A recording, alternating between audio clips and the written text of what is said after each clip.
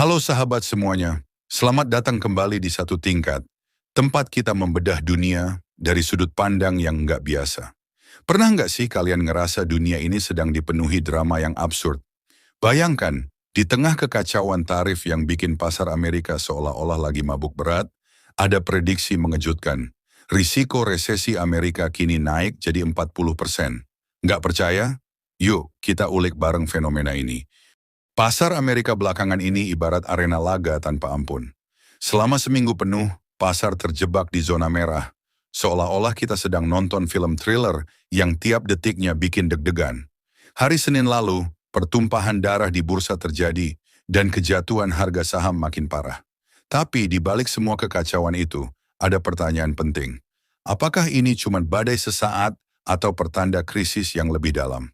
Sementara para analis sibuk mengorek data, kita diajak untuk mempertanyakan realitas di balik statistik kering yang seringkali menyembunyikan drama emosional para pelaku pasar. Kepala ekonom dari bank raksasa, JP Morgan Chase, baru saja menyatakan bahwa risiko resesi Amerika telah meningkat jadi 40%. Angka yang bikin siapapun bisa terperangah. Tapi hey, dalam dunia ekonomi, angka bukan cuma soal perhitungan matematis, ia adalah cermin dari ketidakpastian dan dinamika yang terus berubah. Ada yang bilang, kamu bisa pilih untuk percaya atau memilih untuk skeptis. Namun data yang ada menunjukkan bahwa kita harus siap menghadapi kemungkinan terburuk. Dan yang bikin makin seru, prediksi itu bisa berubah jadi 50% dalam beberapa bulan ke depan jika kebijakan tarif yang kontroversial makin dilancarkan. Berbicara soal tarif, jangan lupakan sosok kontroversial yang selalu jadi bahan perbincangan, Presiden Donald Trump. Bayangkan Trump siap mengenakan tarif timbal balik kepada negara yang menerapkan tarif terhadap barang Amerika. Gaya tegas dan retorikanya kerap membuat pasar berguncang. Di satu sisi, kebijakan ini dimaksudkan untuk melindungi industri dalam negeri, tapi di sisi lain, ia justru memicu ketegangan global yang bisa berujung pada perang dagang. Ironisnya, tindakan yang seharusnya menjadi tameng malah bisa jadi bom waktu yang meledak di tengah-tengah ketidakpastian ekonomi. Jadi apakah kebijakan ini akan menyelamatkan atau malah memperparah keadaan? Enggak cuma itu, data terbaru Departemen Keuangan Amerika menunjukkan bahwa pengeluaran pemerintah mencapai rekor baru, yaitu 63 miliar dolar pada bulan Februari, bulan pertama masa jabatan Trump. Meski terdengar spektakuler, fakta bahwa hanya separuh pendapatan yang berhasil ditampung membuat defisit anggaran melonjak sebesar 37 miliar dolar. Bayangkan, untuk menutup kekurangan itu, Amerika harus terus meminjam uang. Situasi ini ibarat kita terjebak dalam lingkaran setan yang makin memperburuk kondisi keuangan negara. Di tengah segala kontradiksi ini, setiap kebijakan tampak seperti upaya instan yang malah mengundang risiko jangka panjang. Dalam bayangan yang lebih ironis, mari kita lihat peran bintang tamu yang tak terduga. Elon Musk dan fenomena Dog. Meski terkenal sebagai inovator yang selalu melangkah di garis depan teknologi, langkah Elon Musk yang memotong ribuan pekerjaan bikin ironi tersendiri. Di satu sisi, ia dianggap sebagai agen perubahan yang siap merombak sistem, tapi di sisi lain, aksi PHK-nya menambah lapisan kekacauan pada ekonomi yang sudah rapuh. Di tengah sorotan media dan debat publik yang semakin panas, hal ini mengundang tawa getir sekaligus kecemasan mendalam. Ironi pun menjadi bumbu penyedap dalam narasi krisis ini, menyindir betapa absurdnya upaya menyelamatkan ekonomi, dengan cara yang seolah-olah lebih mementingkan drama daripada solusi. Lalu, apa sebenarnya yang memicu semua kekacauan ini? Jawabannya ternyata jauh lebih kompleks daripada sekadar kebijakan tarif atau angka defisit anggaran. Di balik statistik, terdapat dinamika psikologis dan politik yang mempengaruhi keputusan para pengambil kebijakan. Saat Kepala Ekonom JP Morgan mengumumkan risiko resesi 40%, itu adalah sinyal alarm bagi investor dan masyarakat luas. Namun sinyal ini juga memicu kepanikan yang justru mempercepat keruntuhan pasar. Apakah ini semacam self-fulfilling prophecy? Mungkin, karena dalam dunia yang penuh ketidakpastian ini, harapan dan kepercayaan masyarakat sangat mudah tergerus oleh kebijakan yang serba instan. Mari kita bedah lebih jauh bagaimana tarif dan kebijakan proteksionis ini bisa menjerat ekonomi global. Dalam era globalisasi, perdagangan antar negara adalah nadi kehidupan ekonomi.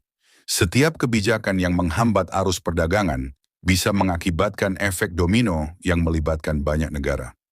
Jika Amerika, sebagai salah satu kekuatan ekonomi dunia, menerapkan tarif secara agresif, negara lain pun akan membalas dengan langkah serupa. Hasilnya, perdagangan global melambat, investasi menurun, dan pertumbuhan ekonomi pun tertekan. Ironisnya, upaya untuk melindungi pasar domestik justru membawa bencana bagi seluruh sistem ekonomi dunia. Inilah dilema besar yang harus dihadapi.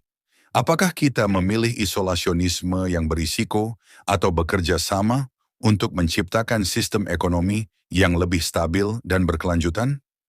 Lebih jauh lagi, mari kita lihat bagaimana opini publik turut memainkan peran krusial. Jajak pendapat terbaru mengungkapkan bahwa kepercayaan masyarakat terhadap kebijakan ekonomi Trump mencapai titik terendah, dengan 56% responden menyatakan ketidaksetujuan. Angka ini bukan hanya statistik semata, tapi cermin kegelisahan dan ketidakpastian yang melanda masyarakat. Di tengah ancaman resesi, kepercayaan publik adalah modal utama yang menentukan arah pergerakan ekonomi. Ketika kepercayaan itu hilang, tidak heran jika pasar pun bereaksi dengan kejatuhan yang drastis. Ini mengajarkan kita bahwa dalam ekonomi, psikologi kolektif bisa sama berpengaruhnya dengan kebijakan yang diambil di tingkat makro. Kita juga harus menyadari bahwa setiap kebijakan yang tampak tegas dan spektakuler ternyata memiliki sisi gelap. Pengeluaran pemerintah yang melonjak, misalnya, memang diharapkan bisa merangsang pertumbuhan, namun dalam prakteknya, beban defisit dan pembayaran bunga utang justru menambah tekanan. Situasi ini ibarat kita mengobati gejala tanpa mengatasi akar masalah. Di satu sisi, pemerintah harus menyalurkan dana untuk berbagai program penting, tapi di sisi lain, tanpa pengelolaan yang tepat, dana tersebut hanya akan menambah beban utang yang makin menjerat. Inilah paradoks yang harus dipecahkan agar ekonomi bisa bangkit dari keterpurukan. Di balik semua kekacauan dan kontradiksi ini, tersimpan satu pelajaran penting. Sistem ekonomi global itu rapuh dan penuh dengan ketidakpastian. Kebijakan yang diambil dengan niat mulia sekalipun bisa berujung pada bencana jika tidak disertai dengan perhitungan yang matang. Kita diajak untuk terus mengkritisi, mempertanyakan, dan mencari solusi yang benar-benar berakar pada kepentingan bersama. Disinilah letak tantangan besar, mengubah sistem yang sudah mapan dengan segala kekurangannya, untuk menciptakan masa depan yang lebih stabil dan inklusif. Mungkin di tengah drama ini, ada harapan bahwa krisis akan membuka jalan bagi reformasi besar. Setiap krisis membawa pelajaran yang bisa dijadikan modal untuk membangun kembali fondasi ekonomi yang lebih kokoh. Namun, itu semua butuh keberanian untuk berubah dan kesediaan untuk menyikapi kenyataan yang kadang pahit. Kita harus siap menerima bahwa tidak ada solusi instan dan bahwa setiap perubahan pasti akan melalui proses yang panjang dan penuh liku. Akhirnya, di tengah semua perdebatan, tawa getir, dan kepanikan yang menggelayut, mari kita ambil hikmah bahwa ekonomi adalah cermin dari realita hidup kita. Di balik setiap keputusan, ada cerita tentang manusia, tentang harapan, dan tentang perjuangan untuk bertahan. Nah, gimana menurut kalian? Apakah ini hanya krisis sesaat atau pertanda akan adanya kekacauan yang lebih besar lagi? Silakan berikan pendapat kalian di kolom komentar. Jangan lupa like jika kalian menikmati video ini dan subscribe untuk mendapatkan info menarik seputar ekonomi, geopolitik, dan topik-topik seru lainnya yang bisa bikin otak kalian berpikir. Sampai jumpa di video berikutnya. Salam satu tingkat.